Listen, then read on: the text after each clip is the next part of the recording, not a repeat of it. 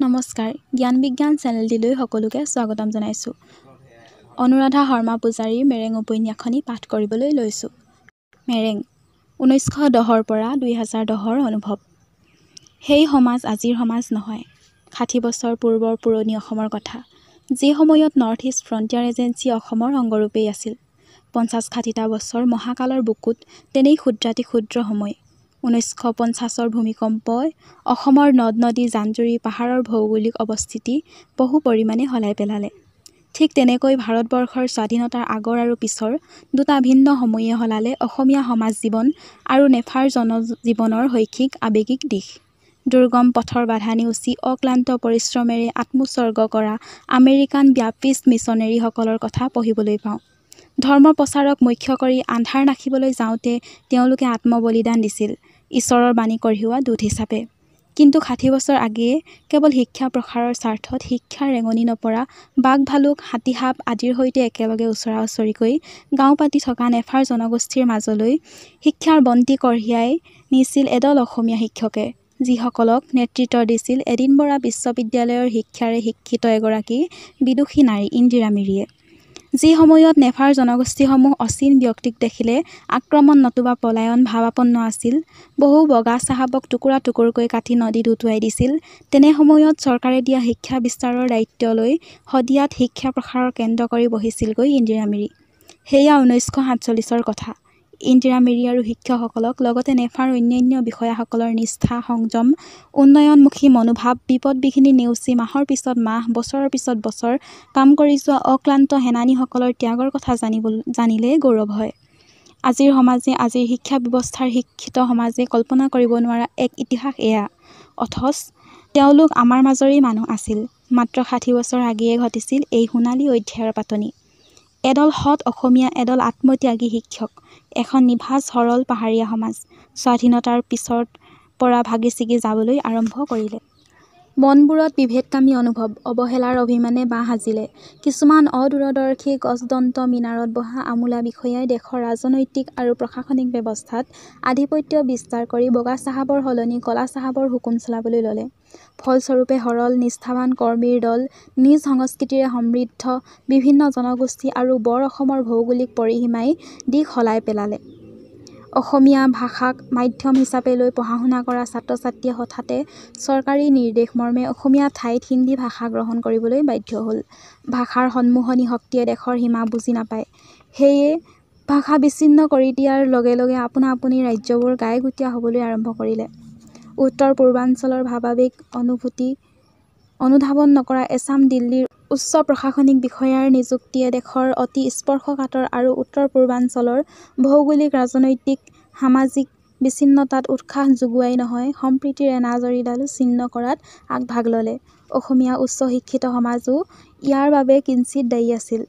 গড়মূৰ সত্ৰৰ পীতাম্বৰ দেৱগোস্বামীৰ দৰে আধুনিক জাত্যাভিমান পৰিত্যাগ কৰি জাতিৰ স্বাৰ্থত সেৱা আগবঢ়োৱা ধৰ্মগুৰু পৰৱৰ্তী কালত অসমীয়া সমাজত নাছিল বুলিব পাৰি।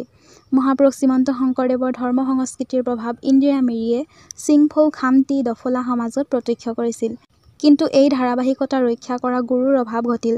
নেফাৰ বিদ্যালয়ত অসমীয়া ভাষা জাপি দিয়া হোৱা নাছিল, বৰঞ্চ জনগোষ্ঠীসমূহৰ দোৱান অসমীয়া শিক্ষকসকলে শিকিছিল আৰু জনগোষ্ঠীসমূহেও অসমীয়া ভাষা আনুষ্ঠানিক শিক্ষাৰ মাধ্যম হিচাপে স্বতঃস্ফূৰ্তভাৱে গ্ৰহণ কৰিছিল। কিন্তু উন্নাসিক মধ্যবিত্ত অসমীয়াই নিকট চুবুৰীয়া নগা, ডফলা, মিচিমি আদিসকলক লৈ বৃহৎ জাতি গঠনৰ চিন্তা কৰা নাছিল। অসমীয়াই অসমীয়া সমাজৰ ভাষা, শিক্ষা, সংস্কৃতিৰ উত্তৰণৰ চিন্তাহে একান্ত চিত্তে কৰিছিল বুলি ভাৱ হয়। অসমীয়াই ভাষিক, সাংস্কৃতিক প্ৰতিদ্বন্দ্বী হিচাপে বঙালীসকললৈহে চাই আছিল। আনকি অসমীয়া ভাষা অসমৰ পঢ়াশালীত পুনৰ প্ৰৱৰ্তন কৰাৰ পিছতো উচ্চ মধ্যবিত্ত আৰু মধ্যবিত্ত অসমীয়াই বঙলা ভাষা চৰ্চা কৰিহে গৌৰৱ অনুভৱ কৰিছিল। প্ৰাক-স্বাধীনতা কালৰে পৰা শ্বিলঙত থকা অসমীয়া আৰু বঙালীৰ এক শীতল যুদ্ধ চলিছিল। ফলস্বৰূপে খাচীয়া জাতিৰ ভাষিক, সাংস্কৃতিক অস্তিত্ব বিপন্ন হৈছিল। শ্বিলঙৰ ভূমিপুত্ৰসকলক গুৰুত্বহীন কৰি চাকৰি কৰিবলৈ যোৱা অসমীয়া আৰু বঙালীয়ে স্থানীয় চুবুৰীবোৰৰ নামকৰণো নিজ ইচ্ছাত কৰিবলৈ লৈছিল। কিন্তু ইয়াৰ বিপৰীতে নেফাত জনগোষ্ঠীসমূহৰ স্বকীয় সৌন্দৰ্য অটুট ৰখাত ইন্দিৰা মিৰি আৰু শিক্ষকৰ দলটোৱে অগ্ৰাধিকাৰ দিছিল। যি সময়ত প্ৰধানমন্ত্ৰী জৱাহৰলাল নেহৰুৱে জনজাতিসকল আমাৰ দ্বিতীয় সংস্কৰণ হ'ব লাগিব বুলি ঘোষণা কৰিছিল, সেই সময়ত নেহৰুৰ এই বাণী মনত ৰাখি ইন্দিৰা মিৰিয়ে এঢাপ আৰু আগুৱাই কাম কৰিছিল। ভাৰতীয় মূলসুঁতিৰ বাসিন্দা হৈ বিজ্ঞান, সভ্যতা, সংস্কৃতি গ্ৰহণ কৰিও নিজ সংস্কৃতি ৰক্ষা কৰাৰ বাবেহে তেওঁ পাহাৰীয়া জনগোষ্ঠীসকলক উৎসাহ যোগাইছিল। নেহৰুৱে নব্য ভাৰত গঢ়াৰ সপোন দেখা কালতেই উত্তৰ-পূৰ্বাঞ্চলৰ মানুহৰ মাজত অতি সংগোপনে বিচ্ছিন্নতাবোধৰ জন্ম হৈছিল। নগাসকলে স্বাধীনতাৰ প্ৰায় লগে লগে বিচ্ছিন্নতাৰ দাবী উত্থাপন কৰিলে। এই বিদ্ৰোহ হঠাতে গঢ়ি উঠা নাছিল। উত্তৰ-পূৰ্বাঞ্চলৰ অসন্তুষ্টি আগবঢ়োৱাত প্ৰধানমন্ত্ৰী নেহৰুৰ পৰোক্ষ ভূমিকা আছিল। উত্তৰ-পূৰ্বাঞ্চলৰ মানুহৰ জীৱন-যাপন প্ৰকৃতিৰ ঘনিষ্ঠ আৰু সৰল আছিল। সেইবাবেই অৱহেলাৰ স্বাভিমানে বিচ্ছিন্নতাবোধৰ জন্ম দিছিল। পূৰ্বৰ নেফা খণ্ডিত হৈ অৰুণাচল প্ৰদেশ, নাগালেণ্ড হ'ল। এই গ্ৰন্থৰ কাহিনীৰ নায়িকা ইন্দিৰা মিৰি যদিও 1910ৰ পৰা 50ৰ দশকৰ অসমীয়া সমাজৰ এক সামাজিক ইতিহাস দাঙি ধৰিবলৈ চেষ্টা কৰা হৈছে। আজিৰ পৰা 100 বছৰ পূৰ্বলৈ ঘূৰি চালে অসমীয়া সমাজৰ যি দৃশ্যপট দেখিবলৈ পাওঁ, সেই দৃশ্যপটৰ মাজত সোণাধৰ সেনাপতি, মহীচন্দ্ৰ মিৰি, ইন্দিৰা মিৰিৰ চৰিত্ৰসমূহ সামাজিক উত্তৰণৰ স্ফুলিংগ সদৃশ বুলি ক'ব পাৰি। আজিৰ শিক্ষিত সমাজে যি সময়ত বামুণ, শূদ্ৰ, আহোম, বড়ো কছাৰী, শাক্ত, বৈষ্ণৱ, মহাপুৰুষীয়া ইত্যাদিৰ চক্ৰবেহু সাজি সংকীৰ্ণতাৰ আশ্ৰয় লৈছে, 70-80 বছৰ আগেয়ে সেই সময়ৰ তথাকথিত সামাজিক ব্যৱস্থাৰ বিচাৰত নিঃসকুলীয়া বুলি বিবেচিত হোৱা সোণাধৰ সেনাপতিয়ে আটাইবোৰ সন্তানক উচ্চ শিক্ষিত কৰি তুলিছিল। ঊনবিংশ আৰু বিংশ শতিকাৰ আগছোৱাত শিক্ষিত সমাজত, বিশেষভাৱে উচ্চ বৰ্ণৰ সমাজৰ কন্যাক শিক্ষাৰ পৰা বঞ্চিত কৰি শিশুকালতে বিয়া দিয়াৰ প্ৰথা আছিল। একে সময়তে সোণাধৰ সেনাপতিয়ে বৰ জীয়ৰী ইন্দিৰাক কলিকতাৰ স্কটিছ চাৰ্চ কলেজত পঢ়ুৱাই স্নাতক কৰিছিল। ঢকুৱাখানাৰ ভিতৰুৱা গাঁৱৰ নিৰক্ষৰ দলে মিৰিয়ে পুত্ৰক শিৱসাগৰত ৰাখি পঢ়ুৱাইছিল। কটন কলেজৰ পৰা বিজ্ঞান স্নাতক লৈছিল দলে মিৰিৰ পুত্ৰ মহীচন্দ্ৰ মিৰি। এতিয়াৰ মিচিং নামে জনাজাত জনগোষ্ঠীৰ প্ৰথম বিজ্ঞান স্নাতক আৰু কাজিৰঙা অভয়াৰণ্যক বিশ্বৰ মানচিত্ৰত সসন্মানে বহুৱাবলৈ সক্ষম হোৱা প্ৰথমজন বন সঞ্চালক আছিল মহীচন্দ্ৰ মিৰি। বিশ্বখ্যাত প্ৰকৃতিবিদ EPGয়ে এইজন বন সংৰক্ষকক ভূয়সী প্ৰশংসা কৰি গৈছে। সময়ৰ সোঁতত এই চৰিত্ৰবোৰক আজিৰ সমাজে হেৰুৱাই পেলাইছে, যি চৰিত্ৰবোৰে গঢ়িছিল অসমীয়া সমাজৰ কৰ্মৰ ইতিহাস। নিঃকুলত জন্ম হৈ সমাজৰ উচ্চ স্তৰত অৱতীৰ্ণ হোৱা সোণাধৰ সেনাপতিয়ে কৈছিল জীয়ৰী ইন্দিৰাক, মই জাতত মজিছো, তহঁত জাতত নমজিবি। ইন্দিৰা মিৰিয়ে উপলব্ধি কৰিছিল, শিক্ষা এনে এক পবিত্ৰ অলংকাৰ, যি অনুভৱ কৰিবলৈ নিদিয়ে জাত-বৰ্ণৰ উচ্চ-নীচ। কাপোৰ নিপিন্ধা মানুহৰ সমাজত বসন যিদৰে মূল্যহীন, অশিক্ষিত সমাজত শিক্ষাও মূল্যহীন। সেই উপলব্ধিৰে সমাজৰ বৃহৎ সংখ্যকক প্ৰকৃত শিক্ষা আৰু চৰিত্ৰবোধেৰে শিক্ষাদান কাৰ্যত ব্ৰতী হৈছিল ইন্দিৰা মিৰি। শিক্ষাৰ নামত আজি যি ব্যৱসায় চলিছে, চাৰ্টিফিকেটৰ বাবে যি নম্বৰৰ প্ৰতিযোগিতা হৈছে, শিক্ষকসকলে উপৰুৱা ধন অৰ্জনৰ পথ হিচাপে শিক্ষাৰ মূল্যবোধৰ যি অৱনতি ঘটাইছে, এনে সময়ত থিয় হৈ বিংশ শতিকাৰ মধ্যভাগলৈ উভতি চালে বিস্ময়ানন্দত মন শিহৰিত হয়। সৌ সিদিনালৈকে আছিল জাতি গঢ়াৰ সপোনেৰে শিক্ষাৰ ৰনোৱা বনোৱাসকল, যিসকল শিক্ষকে জানিছিল কেৱল জাতি, ধৰ্ম, জনগোষ্ঠী, অজনগোষ্ঠী নিৰ্বিশেষে শিক্ষাৰ পোহৰ বিলাকেই ধৰ্ম আৰু কৰ্ম বুলি। মানৱ সমাজৰ গৌৰৱ এই শিক্ষকসকল। নেফাৰ জনগোষ্ঠীক শিক্ষাৰ প্ৰেমেৰে বান্ধি অসম আৰু আজিৰ অৰুণাচল প্ৰদেশৰ মাজত ভ্ৰাতৃত্ববোধৰ ইতিহাস ৰচকসকল সোঁৱৰণিৰ ধূলিত মিহলি হৈ যোৱাৰ পৰা বিৰত ৰাখিবলৈকে বিনম্ৰ প্ৰয়াস কৰা হৈছে। ইয়াৰ লগতে প্ৰাক-স্বাধীনতা কালৰ কেইজনমান ইংৰাজ বিষয়াৰ মানৱপ্ৰেম আৰু অবিস্মৰণীয় কামৰ ইতিহাস বহু কষ্টেৰে সংগ্ৰহ কৰি জনমানসৰ মাজলৈ অনাৰ চেষ্টা কৰা হৈছে এই উপন্যাসখনত। সংযোজন: উপন্যাসখন আগুৱাই নিবলৈ দুটামান কাল্পনিক চৰিত্ৰ, সামাজিক ঘটনাৰ অৱলম্বন কৰা হৈছে।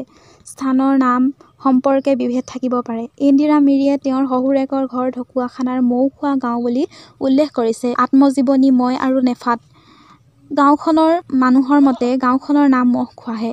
আত্মজীৱনীত উল্লেখ কৰা সময়, স্থান আদিৰ সৈতে আমি পৰিভ্ৰমণ আৰু অনুসন্ধান কৰা স্থান-কালৰ গড় মিল আছে।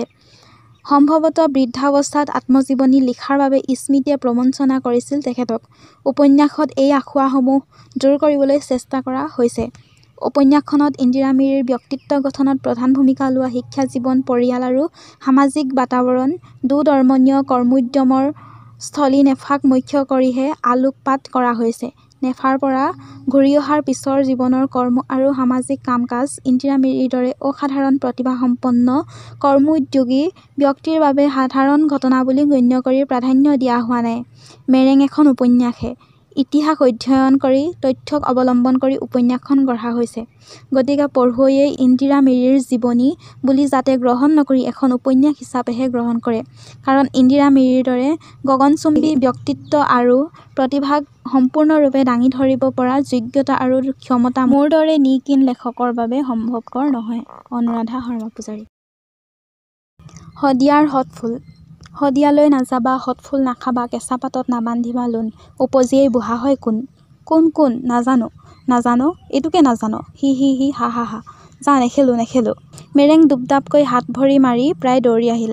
বেনুৱে ঘৰৰ চোতালত বান্ধি থোৱা গাভিনী গৰুজনীৰ উহাৰত হাত থৈ তাইৰ প্ৰসৱৰ ক্ষণ হিচাপ কৰিছিল মনে মনে। মুখ ফুলাই জপনা খুলি সোমাই অহা মেৰেঙক দেখি বেনুৱে মাত দিলে। আইজনীও কাইলৈ ৰাতিপুৱা ফেঁহু খাবলৈ পাবি যেন লাগিছে। পিছে মেৰেঙে বেনুলৈ উভতিয়েই নাচালে। বেচেৰীৰ মাক নোহোৱাৰ বেথা কেঁচা হৈ আছে। 2 মাহ পূৰ হোৱাই নাই। বেনুৱে গৰু এৰি মেৰেঙৰ পিছে পিছে লউৰি গ'ল। বেনুৱে মেৰেঙৰ হাত এখনত থাপ মাৰি ধৰি তাইক দাঙি কান্ধলৈ ল'লে। কচোন, কেলৈ ইমান খং উঠিছে তোৰ? মই আৰু ইয়ালৈ নাহোঁ, শ্বিলঙতেই থাকিম। তাত লগ ভাগ নাই কাৰণে ইয়ালৈ আহোঁ। পিছে সিহঁতে মোৰ সৈতে খেলোঁতেও প্ৰশ্ন সোধে, মেৰেঙৰ থোকাথুকি মাতেৰে ক'লে। কি প্ৰশ্ন কয়ে অ'? বুবুলে সুধিছে, শদিয়ালৈ নাযাবা, হঠফুল নাখাবা, কেঁচা পাতত নাবান্ধিবা লোণ, উপজিয়েই বুঢ়া হয় কোন? মই কেনেকে জানিম? বেনুৱে হাঁহি পেলালে। উপজি বুঢ়া হোৱাটো চোৱা। এইটো উপজাৰ পৰাই তাৰ নাম বুঢ়া। হাতৰ বুঢ়া আঙুলিটো মেৰেঙৰ আগত নোচোৱাই বেনুৱে হাঁহিলে। মেৰেঙে এইবাৰ নিজৰ সোঁহাতৰ বুঢ়া আঙুলিটো চাই হাঁহো নাহাঁহুকৈ হাঁহিলে। তাই এইবাৰ অন্য প্ৰশ্ন কৰিলে, শদিয়া ক'ত? গ'লে কি হয়? শদিয়া আমাৰ শিৱসাগৰৰ পৰাও বহুত দূৰত। একেবাৰে লুইত পাৰ হৈ যাব লাগিব। যাবলৈ বৰ কষ্ট। পিছে আমাক খোৱা লোণকণ তাতহে পায়। লোণৰ পোং সেইফালেহে আছে। বৰ জয়াল হাবি আৰু পাহাৰ আছে। যাঠি জোং লোৱা পাহাৰীয়া মানুহ আছে। দোৱানত কথা পাতে। খং উঠিলে হ'ল আও, দা যাঠি যিহেৰে পায় বহুৱাই দিব। এনেহেন দুৰ্গম দূৰণিবতীয়া ঠাইলৈ নাযাবলৈকে বুঢ়া মেথাসকলে উপদেশ দিছে। এই সাঁথৰটো সেয়েহে মুখে মুখে চলি আহিছে। বেনুৱে কথা কওঁতে মাজে মাজে ৰ আখৰ নুফুটে। মেৰেঙে বুজি পায়। বেনুৱে মেৰেঙৰ হাতত ধৰি জপনা খুলি বাহিৰলৈ ওলাই আহিল। নকুনীয়া সুবৃহৎ পুখুৰীটোৰ পাৰে পাৰে এইবাৰ মেৰেঙৰ হাতত ধৰি বেনুৱে খোজ কাঢ়িবলৈ ধৰিলে। বেনুৱে মেৰেঙক ফুচলাবলৈকে ক'লে, সমনীয়াৰ সৈতে কাজিয়া কৰিব নাপায় আইজনী। মই শদিয়ালৈ যাম। ইমানপৰে মনে মনে বেনুৰ সৈতে আহি থকা ছোৱালীজনীয়ে হঠাতে কথাটো কোৱাৰ লগে লগে বেনু থমকি ৰ'ল। কিয় যাবিনো তই তালৈ? ক'ব নোৱাৰো। শদিয়ালৈ মই যামেই। চাবি বেনুকাইটি, মই যামেই। বেনুৱে একো নামাতিলে। একেবাৰে বাপেকৰ হাঁচত গঢ়া ছোৱালী। কথাবোৰত এতিয়াৰ পৰাই জোৰ আছে। সি পুখুৰীৰ পাৰৰ আমজোপাৰ গুৰিত গৈ বহি মেৰেঙকো কাষতে বহুৱাই ল'লে। পুখুৰীৰ সিপাৰে বিস্তীৰ্ণ পথাৰ। অ'ত ত'ত এঘৰ দুঘৰ মানুহ, বেছিভাগ নেপালী আৰু জনজাতীয় মানুহ। এঘৰ দুঘৰ বিহাৰীও ক'ৰবাৰ পৰা আহি বহিছেহি। নেপালী আলহীয়া তিৰোতা এজনী আহি পুখুৰীৰ পাৰত চৰি থকা মুগা বৰণৰ গৰুজনী খেদি লৈ গ'লহি। বেলি পাতত এতিয়াও বহা নাই। পুখুৰীৰ পানীত থকা বৰপুনিবোৰৰ মাজৰ পৰাই হঠাতে কণা মুচুৰি এটাই ক'ৰবাৰ পৰা ভুৰুংকৈ চো মাৰি আহি কিবা এটা লৈ গ'ল। ভেকুলীয়েই হ'ব। কিছু পৰলৈকে পানীখিনিত উপঙি থকা গোলাকাৰ পুনিবোৰ লৰি চৰি থাকিল। আমাৰ জয়সাগৰ পুখুৰীটো তই দেখিব লাগিছিল আইজনী। কেতিয়াবাকৈ চাবিগৈ। বেনুৱে আপোন মনে শিলপুখুৰীৰ বতাহত ঢৌ খেলা পুখুৰীৰ পানীখিনি চাই ক'লে। মেৰেঙে বেনুৰ মুখত শিৱসাগৰৰ বহু কথা শুনিছে। অৰ্জুনগুৰি গাঁৱৰ কথাও শুনিছে। বেনুৱে সাগৰ সদৃশ সেই পুখুৰীৰ পাৰৰ দৌলৰ কথাও মেৰেঙক কেইবাবাৰো কৈছে। এনে নিজঞ্জাল সময়ত বেনুৱে প্ৰায়ে পুৰণি ঘৰখনৰ কথা, শিৱসাগৰৰ কথা আপোন মনে ক'বলৈ আৰম্ভ কৰে। এই পুখুৰীটোকে তই জয়সাগৰ পুখুৰী বুলি ভাবি ল বেনুকাই। মেৰেঙৰ আজলি মুখখনলৈ চাই বেনুৱে হাঁহিলে। সি মেৰেঙৰ তাৰ প্ৰতি থকা মৰমৰ প্ৰকাশ বুজি পাই তাই মূৰত লাহেকৈ হাত বোলালে। নহয় অ', ভাবি লোৱা কথাবোৰেহে বেছি দুখ দিয়ে। এই জেগা আৰু আমাৰ জেগা বহুত বেলেগ। এইটোও একেই পুখুৰী, নামটো যেনিবা বেলেগ। এইটো শিলপুখুৰী। শিলপুখুৰী কিয় হ'ল বেনুকাই? বেনুৱে জানে। এই ছোৱালীজনীয়ে উত্তৰ নোপোৱালৈকে তাক নেৰে। বেনুৱে ক'বলৈ ধৰিলে। দেৱে এবাৰ কৈছিল, 200 বছৰমান আগেয়ে হেনো আহোম ৰজা ৰাজেশ্বৰ সিংহই নৱগ্ৰহ মন্দিৰ সজাৰ পিছতে মন্দিয় পূজাৰ লাগনি পানীৰ বাবে এই পুখুৰী খন্দুৱাইছিল।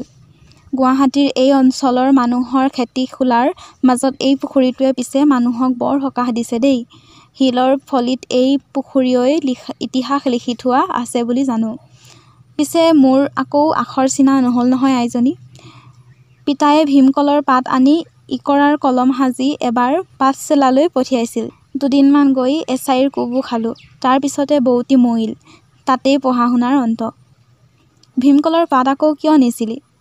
মেৰেঙে এইবাৰ বেনুৰ সোঁ আঁঠুত ভেজা এটা দি বহি লৈ সুধিলে।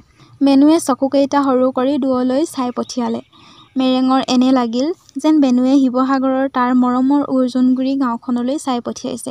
এই গাঁওখন তাইৰ ককাক দেউতাকৰ গাঁও বুলি বুজা হোৱাৰে পৰা বেনুৰ মুখত শুনি আহিছে। এই বেনুৰ মুখেৰে তাই কতবাৰ শিৱসাগৰলৈ কল্পনাৰে গৈছে। জয়দৌল শিৱদৌল চাইছে। জয়মতী কুঁৱৰী গদাপাণিৰ সাধু শুনিছে। জেৰেঙা পথাৰৰ সেই জয়মতীক চাউদাঙে বান্ধি সাঁচি দিয়া কুটকুৰা গছজোপা হেনো এতিয়াও আছে। ৰজা পোতা মৈদামবোৰ বৰ জয়াল। ৰজাৰ লগত জীয়াই মৈদামত পোতা লগোৱা লিকচৌ আত্মাবোৰে হেনো মৈদামত দুভাগ নিশা বিনাই। তাই এই কাহিনীবোৰ শুনিবলৈ যিমানেই মন যায় সিমানেই কষ্টও পায়। দেহী ঐ কম কথানে? মৰা মানুহ এটাক আলপৈচান ধৰিবলৈ আকৌ জীয়া মানুহক সমাধি দিব লাগেনে? বেনুৰ মুখেৰেই তাই শুনিছে।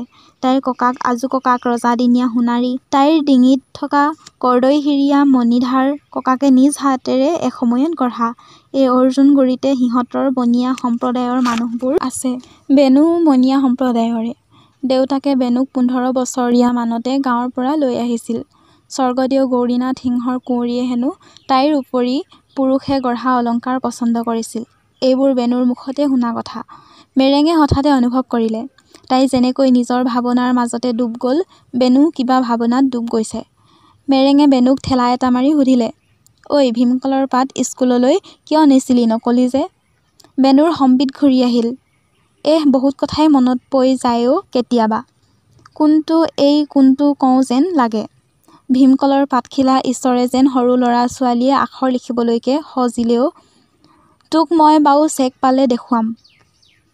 পাতখিলাত পথালি আঁচপৰা থাকে। অপইতা আঙুলিৰ থৰ নেথাকে নহয়। আঁচ পোনাই ইকৰাৰ জোঙা কৰা কলমেৰে আমি আখৰ লিখিবলৈ শিকোঁ। কেনেকে লিখ চিঞাহীৰে? সেইটোৱেইতো আচল কথা। তই এতিয়া ব্যৱহাৰ কৰা পাখি কলম চিঞাহী বৰি পানীত দিলে যে পমি যায় সেইবোৰ আমাৰ একো নাছিল।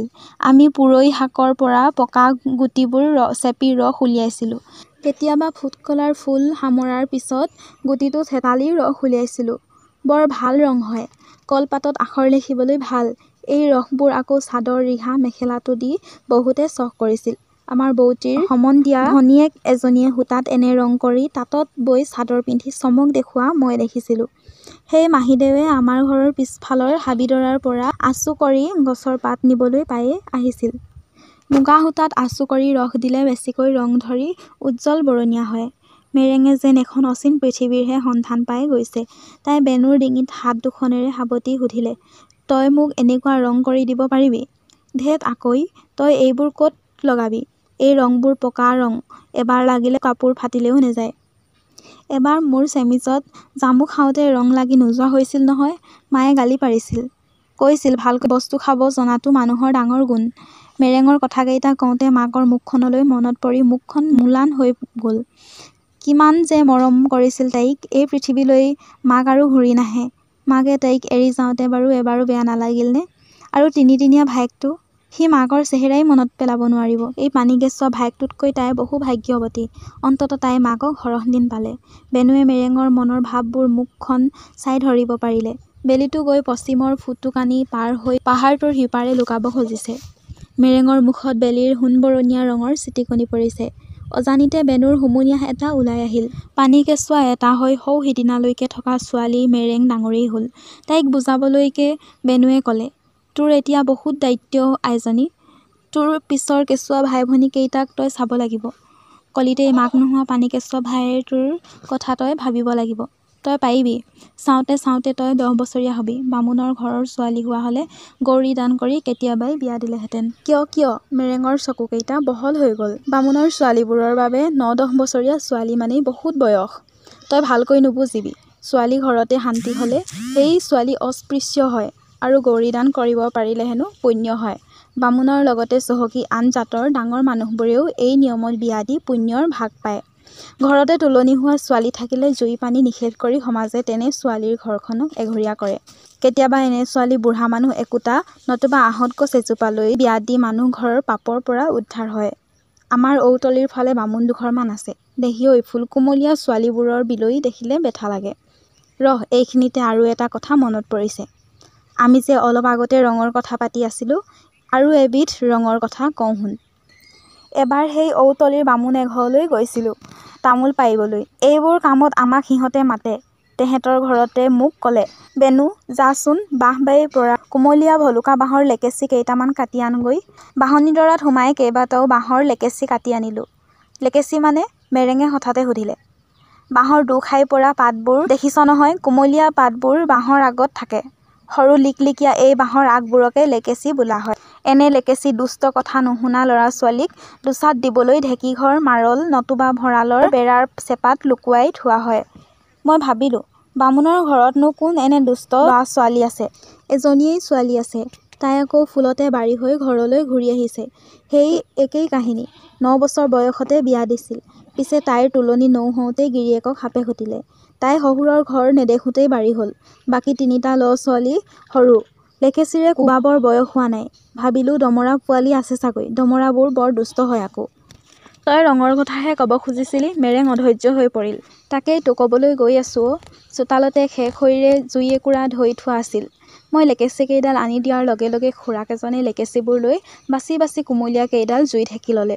মই থৰ হৈ কামবোৰ চাই থাকিলোঁ। অলপ পিছত পিৰালিতে উবুৰিয়াই থোৱা কাঁহৰ বাতিটো ধুই আনি মাত লগালোঁ। আইদেউ, পানী এটুপি দিয়ক। বামুণীয়ে পিতলৰ ঘটি এটা আনি ওপৰৰ পৰা বাতিত পানী ঢালি দিলে। এনেয়ে থিয় হৈ এই আচহুৱা কামটো চাই থাকিলে ভেকাহি খাব লগা হয় বুলিয়েই পানী খোৱাৰ চল কৰিলোঁ। হওঁতে আমাৰ বনীয়া জাত সুধিৰতে পৰে। কিন্তু আমাক নিহকুলীয়া বুলিয়েই বামুণ গোসাঁইয়ে দূৰতে বিদুৰ কৰে। মহন্তীয়া কেইঘৰতো আমাৰ একেই দশা। পানী খাই মই বাতিটো ধুই আকৌ ঢেঁকীঘৰৰ পিৰালিতে বাতিটো উবিয়াই থৈ আহিছোঁ। ভিতৰৰ পৰা ৰাউচি যোৰা চিঞৰ এটা শুনিলোঁ। চাই দেখোঁ, ফুলবাৰীজনীক খুৰীয়েকজনীয়ে প্ৰায় চোঁচৰাই ভিতৰৰ পৰা লৈ আহিছে। তোক কৈছোঁ যেন সৰগৰ তৰা এটিহে ভুলকৈ মাটিত পৰিলেহি। পুৰণি কাঁহৰ বাতি এটা ফুট-ছাইৰে বাৰুকৈয়ে ঘঁহিলে ৰ'দ পৰি যেনেকুৱা ৰং এটা ওলাব, ছোৱালীজনী তেনে বৰণৰ।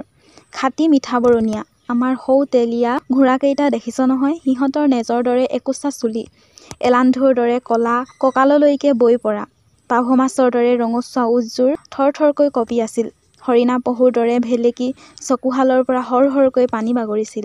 বগা কপাহী মেখেলা চাদৰ পিন্ধি থকা ছোৱালীজনীৰ চাদৰখন খুলি চুঁচৰি গৈছিল মাটিত। মই এই কলিজা কলা পৰা দৃশ্যত পেপুৱা লাগিছিলোঁ। ঘটনাৰ আগগৰি একো বিচাৰি নাপালোঁ। খুৰীয়েকে ক'লে, মুখ মেল, মুখ মেল বুলিছোঁ নহয়।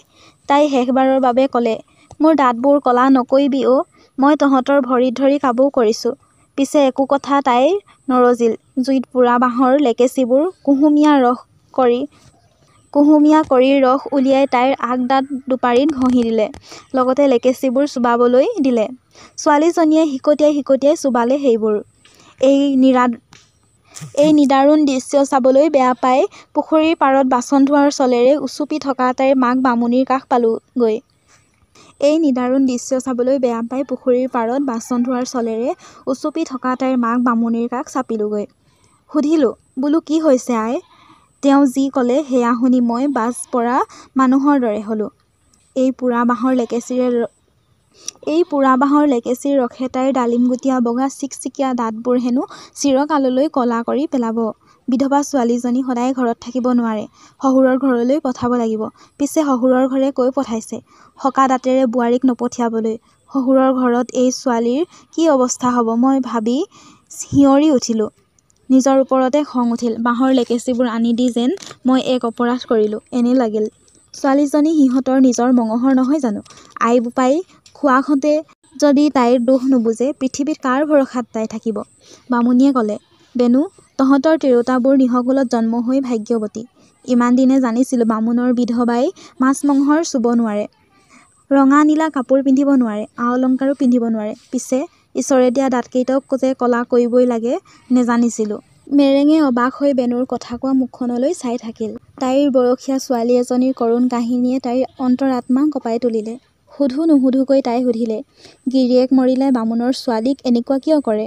গিৰিয়েকৰ মৃত্যুৰ শাস্তি ঘৈণীয়েকে পাব লাগে বুলি বামুণ গোসাঁইৰ সমাজে ভাবে। তিৰোতাজনীয়ে ভাল খাবলৈ পালে চেহেৰা ভাল হ'ব, অলংকাৰে শুৱাই তুলিব, বগা দাঁত দুপাৰীৰে হাঁহিটো শুৱনি হ'ব। এইবোৰ হ'লে কোনোবা পুৰুষে আসৈ পাব পাৰে। কুৎসিত কলা দাঁত দুপাৰী দেখিলে কোনে তাইৰ মুখলৈ চাব হা? বুজিছ আইজনী, তোৰ ভাগ্য যে বামুণ গোসাঁই ঘৰত জনম নললি। তোৰ দেউতাৰে তোক স্কুলত পঢ়ুৱাইছে, শিক্ষা দীক্ষা দিবলৈ মন মেলিছে। তেওঁ নিজেও শিক্ষিত মানুহ। শিক্ষাইহে সাহস দিয়ে। দেউতাৰ তেতিয়াই অৰ্জুনগুৰি গাঁৱৰ পৰা গুৱাহাটীলৈ গুচি নহা হ'লে আজিৰ দৰে জয় জয় ময় অৱস্থা জানো হ'লহেঁতেন? ছোৱালীজনীৰ কথা কচোন, মেৰেঙে বেনুৰ কথাৰ মাজতে সুধিলে। ঘৰলৈ ব'ল, সন্ধিয়া লাগিল, লেম চাকি জ্বলাবৰ হ'ল। তোৰ লগত লাগি থাকোঁতে আজি গোহালিত জাক দিয়াও হোৱা নাই। ছোৱালীজনীয়ে তেতিয়া কি কৰিলে? মেৰেঙে যেন বেনুৰ কথাবোৰ নুশুনিলেই। তাই একেটা কথাতে খুটি পুটি ৰ'ল। বেনু হঠাতে গহীন হৈ পৰিল। বেজাৰ ভাৱ এটাই যেন মুহূৰ্ততে তাৰ মুখত খেলি গ'ল। মেৰেঙে দেখিলে বেনুৰ চকুযোৰ সেমেকি উঠিল। বেনুৱে লাহে লাহে ক'বলৈ ধৰিলে, ছোৱালীজনীৰ হঠাতে কি হ'ল জানো? উছাত মাৰি তাই পুখুৰীৰ ফালে দৌৰি আহিল। মই পুখুৰীৰ পাৰৰ পৰা আগবাঢ়ি গৈ তাইক ধৰি পেলালোঁ। তাই পুখুৰীত জঁপিয়াই দিলেহেঁতেন চাগৈ, কিন্তু বামুণী তৎমুহূৰ্ততে গৰজি উঠিল, তাইক এৰি দে, নিলাজ নিধক। মই ক'লোঁ, আই এই পুখুৰীত জঁপিয়াই দিব এতিয়া, মৰিলে মৰক, এনেও তাই জীয়াই থাকি লাভ নাই। কিন্তু তই নিহক উলিয়াই মাৰি বামুণীক চুই পাপ আৰু বঢ়াইছ কেলে? অলপ আগলৈকে উচুপি থকা বামুণীৰ এই ৰূপ দেখি মই ছোৱালীজনী এৰি দিলোঁ। পিছে তাই মোক জোৰকৈ সাবটি ধৰিলে। ইয়াৰ প্ৰতিফল হিচাপে 100 কিল তাই পালে। ময়ো খুৰাকৰ পৰা 100 কিল খালোঁ আৰু ঘৰলৈ উধাটো খাই দৌৰি গুচি আহিলোঁ। আহোঁতে শুনিলোঁ, তাইক তেতিয়াই পৰাচিত কৰিব হেনো। পৰাচিত মানে কি অ'? মেৰেঙে আকৌ মাজতে সুধিলে। বামুণ গোসাঁইবোৰে অশুচি কাম কৰিলে গোবৰ পানী খায়। গোবৰ পানী ছটিয়াই গা ধুই গোসাঁই সেৱা কৰি শুচি হয়। মই নিহক উলিয়াই তাইক চুলোঁ বাবে তাই অশুচি হ'ল। গৰু গোবৰবোৰতকৈ তই অশুচিনে? জানো পাই, হয় হ'বলা। এতিয়া শুন, এই ঘটনাৰ 2 মাহ পিছতে তোৰ দেউতাৰে মোক ইয়ালৈ লগত লৈ আনিলে। বেচেৰী জীয়াই থাকিল নে নাই নাজানো আৰু। আজিও মোৰ সেই ক্ষণটোৰ কথা মনত পৰিলে বুকুখন হমহমাই যায়। আঁতুৰত মৰিবলৈ অহা ছোৱালীজনীয়ে খেকুটাকে আশ্ৰয় লোৱা দি মোৰ ডিঙিত সাবটি ধৰিছিল দেহি। নীৰৱতাই যেন ঠাইকণ গ্ৰাস কৰি পেলালে। ঘৰ মুৱা বাটচোৱা মেৰেং আৰু বেনুৱে এটাও কথা নাপাতিলে। মেৰেঙৰ বাবে মানুহৰ জীৱন সমাজ সকলো ৰহস্যময় হৈ উঠিল। তাই দৰিদ্ৰতা দেখা নাই আৰু বহুত বস্তুৰ সন্ধান তাই পোৱা নাই। কিন্তু তাই এই বয়সতে বুজি উঠিছে যে তাইৰ দৰে বা সিহঁতৰ বৃহৎ পৰিয়ালটোৱে সমাজখনৰ ৰূপ নহয়। বহু ভয় লগা কথা এই সমাজত আছে। এনে ভয় লগা যন্ত্ৰণাদায়ক কথাবোৰ আছে বাবেই তাইৰ মাকৰ মৃত্যুৰ সময়খিনি মনত থাকি গ'ল। সেইদিনা শ্বিলংখন আছিল সেমেকা, পাইনবোৰ বতাহত কঁপি থকা নাছিল। দেউতাকে মাকৰ শটো আগত লৈ হুকহুকাই কান্দিছিল। ইয়াৰ আগতে দেউতাকৰ বেজাৰ মুখ তাই দেখা নাছিল। সেইদিনা তাই কথা বতৰাবোৰৰ পৰা জানিছিল, সিহঁত ভাল জাতৰ মানুহ নহয়। সেইবাবেই মাকৰ শটোৱে কোনোৱে নোচোৱাকৈ পৰি আছে। এই কথাবোৰ বুজা নুবুজাৰ মাজতে আছে। দেউতাকক পোনপটীয়াকৈ কথাবোৰ সুধিবলৈ তাইৰ ভয় লাগে। দেউতাকে কেৱল কয়, পঢ়াই পঢ়াই ৰুৱে পাণ, এই তিনিয়ে নিশ্চিন্তে আন। ছোৱালী হৈ নিজৰ জীৱন গঢ়ি নল'লে এই সমাজত শান্তিৰে থাকিব নোৱাৰিবি। বিলাতৰ মেমবোৰ দেখিছ নহয়, কিমান স্বাধীন চিতীয়া। স্বাধীন চিন্তা কৰিবলৈ শিক্ষাইহে শিকায়। সমাজ সম্পৰ্কে তাই ইমান কথা তলে তলে চিন্তা কৰিবলৈ শিকিছে বুলি জানিলে দেউতাকে বা কি কয়? এই মৰমীয়াল দেউতাকক তাই কেতিয়াবা বুজিও নুবুজে। এই বিষয়ে তাই বেনুকে কেতিয়াবা সুধিব বুলি ভাবি থলে। কানিমুনি সময় ইতিমধ্যে পাৰ হৈছে। অদূৰত ৰাস্তাৰ কাষৰ গেছ লাইট জ্বলি উঠিল। মেৰেঙৰ চকু দুটাও উজ্জ্বল হৈ উঠিল। শ্বিলংখনলৈ হঠাতে তাইৰ মনত পৰিল। এতিয়া তাতো চাগৈ পাহাৰবোৰত তৰাৰ দৰে পোহৰ জিলিকি উঠিছে। বেনুৱে কৈছিল, সকলো ৰাস্তাত লাইট হোৱা নাই। তাইও 2 বছৰ আগলৈকে এইফালে ৰাস্তাৰ লাইট দেখা নাছিল। পল্টন বজাৰ, উজান বজাৰ, পাণ বজাৰ, ফাঁচী বজাৰত থকা ষ্ট্ৰীট লাইট তাই অৱশ্যে দেখিছে। উজান বজাৰলৈ যাওঁতে মালবস্তু আৰু যাত্ৰী কঢ়িওৱা ব্ৰহ্মপুত্ৰৰ বুকুৰ জাহাজবোৰো তাই দেখিছে। এই জাহাজেৰে চাহপাত যায় কলিকতালৈ। ইফালে যিকোনো ৰেল ষ্টেচনৰ পৰা পোনে পোনে সাগৰৰ জাহাজত দিব পৰাকৈ চট্টগ্ৰামলৈকে ৰেল লাইনো আছে বুলি তাই শুনিছে। পিছে তাই এইবোৰ দেখা নাই। মেৰেঙে দেখিলে, সিহঁতৰ ঘৰৰ সন্মুখত এখন বাগি ৰৈছেহি। এটা ঘোঁৰাই টনা এই বাগিবোৰত উঠি মেৰেঙে ভাল পায়। ঘোঁৰাৰ খুৰাৰ খটখট শব্দ আৰু ডিঙিৰ টমটম ঘণ্টাটোৰ লগে লগে দুলি দুলি বাগিত যোৱাৰ সোৱাদেই বেলেগ। এজন পাদুৰী চাহাব শুভ্ৰ সাজেৰে বাগিৰ পৰা নামিল আৰু বেনুক অসমীয়াতে সুধিলে, সেনাপতি ঘৰত আছেনে? বেনুৱে হাত দুখন বুকুৰ ওপৰত মুঠি মাৰি ক'লে, নাই, শ্বিলঙতে আছে। এই ছোৱালীটিক দুদিনমানৰ বাবেহে ইয়ালৈ লৈ আহিছোঁ। পৰিয়ালটো ক'ত? শ্বিলঙতে আছে। আই ঢুকুৱাৰ পিছত পানীকেঁচুৱাটোক খাচীয়া আয়াই গাখীৰ খুৱাইছে। পৰিয়ালৰে আন মানুহো তাত আছে। এই বুজন হৈছে বাবেই মন ভাল নহয়। স্কুলো বন্ধ আছে বাবে জ্ঞাতিৰ সৈতে দুদিনমানলৈ দেউতাই পঠিয়ালে। মই খবৰটো পাইহে আহিলোঁ। পিছে এইক বৰাইৰ চিতা দিয়ালানে? প্ৰশ্নটো কৰিয়েই পাদুৰিয়ে মেৰেঙৰ দুয়োটা হাতৰ বাউসী পৰীক্ষা কৰি লাহেকৈ ক'লে, নাই। ইয়াতে মিউনিচিপেলিটিয়ে কেইবাটাও বেমাৰৰ প্ৰতিষেধক দিয়া কাম আৰম্ভ কৰিছে। এইক লৈ যাবা। তুমিও বৰ আইৰ কলাজ্বৰৰ প্ৰতিষেধক ল'বা।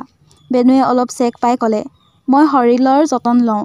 কালবেলি মেলেৰিয়াৰ দিনত ডাকঘৰলৈ গৈ কুইনাইন আনি খাইছোঁ নহয় ফাদাৰ। ফাদাৰে মিচিকি হাঁহিৰে বেনুৰ কান্ধত হাত থৈ ক'লে, বৰ ভাল কথা। নিজৰ দেহ আৰু মনৰ যতন ভালদৰে ল'ব জনাজনে আনকো সুখী কৰিব পাৰে। অলপ ৰৈ ফাদাৰে ক'লে, তোমাৰ দেউতাক ক'বা। খ্ৰাইষ্ট চাৰ্চৰ ফাদাৰ আহিছিল খবৰ ল'বলৈ। কথাটো শুনি দুখ পাইছে। ফাদাৰে মেৰেঙৰ মূৰত হাত বুলাই মৰমেৰে ক'লে, god bless you my child. তাৰ পিছতে বেনুলৈ চাই হাঁহি এটা মাৰি পুনৰ বাগিত উঠিল। বেনুৱে ঘোঁৰা বাগিখন আন্ধাৰ পোহৰৰ মাজত মিলি যোৱালৈকে চাই থাকিল কিছুপৰ। তাৰ পিছত লাহে লাহে ক'লে, খ্ৰীষ্টানৰ এই গুৰুবোৰ কিবা এটা বৰ আপোন যেন লাগে অ'। ইহঁতে মানুহক নিঘিনাই। মেৰেঙে লাহেকৈ ক'লে, মোৰো বৰ ভাল লাগে। দেউতাই শ্বিলঙৰ গীৰ্জালৈ আমাক নিছে। বেনুৱে জপনা খুলি পদ এফাকি জুৰিলে। প্ৰণত পালক তোমাৰ চৰণে লৈলোহো আৱে শৰণ, ভয় শোক মৃত্যু গোচই চিমতে কৃপা কৰা নাৰায়ণ। কিন্তু পদফাকি সম্পূৰ্ণ নহ'ল। বেনুৱে হঠাতে চিঞৰিলে, সৰ্বনাশ হৈ সৰ্বনাশ। ভিতৰত কোন আছ? বাহিৰত কি হৈছে কোনেও দেখাহক নাইনে? বেনু গৰুজনীৰ ফালে ঢপলিয়াই গ'ল। মেৰেঙে দেখিলে চোতালত গৰুজনী একাতি হৈ পৰি আছে। তাই চটফটাই গেঙাইছে, ফোপাইছে, কিন্তু মাতটো সম্পূৰ্ণকৈ ওলাই অহা নাই। ভিতৰৰ পৰা লেম আৰু টিপচাকি লৈ মেৰেঙৰ ককায়েক মাহীয়েক ওলাই আহিল। বেনুৱে চিঞৰিলে, ভৰি ওলাইছে, সৰ্বনাশ গোসাঁই প্ৰভু কাজলীক ৰক্ষা কৰা। তাই বাচি থাকিলে হেনেও পোৱালি পাব। এই হোৱা-দোৱাৰ মাজতে মেৰেং দৌৰি গৈ থাপনাৰ কাষত আঁঠুকাঢ়ি বহি পৰিল। তাই ক'ব নোৱাৰাকৈ চকু দুটা চলচলীয়া হ'ল। মাতৃহীনা হোৱাৰ কষ্ট কিমান তাই বুজে। হাত দুখন মুঠি মাৰি তাই অদৃষ্ট শক্তিৰ ওচৰত প্ৰাৰ্থনা কৰিলে, মাকজনী যদি মৰে, পোৱালিটোকো মাৰি নিবা প্ৰভু। পাৰিলে দুয়োটাকে বচাবা প্ৰভু। মেৰেং কিমান সময় সেইদৰে বহি আছিল নাজানে। মাহীয়েক আহি মেৰেঙক ক'লেহি, তোকে বিচাৰি চলাথ কৰি ফুৰিছোঁ। তই আছ ইয়াত। কাজলীৰ চেউৰী জগিছে। বেনুৱে বৰ কষ্ট কৰিলে। ৰাতিপুৱা চাবি। কাজলী বাচিলনে? বাচিছে। বেনুহঁতে হেকি আছে। তেলিয়াপাৰাৰ গিৰিধাৰী আহিছে। সি ঘোঁৰাৰ কামবোৰ জানে। সিও লাগি দিছে। আজি ৰাতিটো ভালদৰে পাৰ হ'লেহে ক'ব পৰা যাব ভাল বুলি। মেৰেং নিশা বিচনাত পৰিও ডাঙৰ মানুহবোৰৰ কথা-বতৰাবোৰৰ প্ৰতি কাণ উনাই থাকিল। বেনুৱে কাৰোবাক কৈ আছে। ফুল সৰা নাছিল বহু দেৰিলৈ। জল ভাগিল কেতিয়াবাই। পোৱালি যি থাকিলে বুলিহে কৈছোঁ। পচতীয়া পাতেৰে সেক দিছোঁ। খুৱাইছোঁ। আৰাম পাব তাই। গিৰিধাৰী এই কামত পাকৈত। সি আহিল বুলিহে ৰক্ষা হ'ল। মোৰ বৰ জ্ঞান নাই এইবোৰত। ভাতৰ নিহনিখিনি থৈছানে? ৰাতিপুৱাই খুৱাব লাগিব। পিয়াহত আতুৰ হৈ আছে তাই। এতিয়া পানী খোৱালে বেয়া। লাহে লাহে মেৰেঙৰ চকু জাপ খাই আহিল।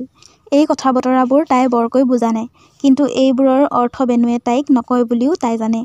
জনা নজনাৰ মাজেৰে নিজেই তাই বহুখিনি অভিজ্ঞতা আহৰণ কৰিছে। মেৰেঙে বুজি উঠিছে, এই সংসাৰখন ৰহস্যময়। ইয়াত প্ৰতিটো দিনেই প্ৰতিটো ক্ষণে কথা শিকাই যায়।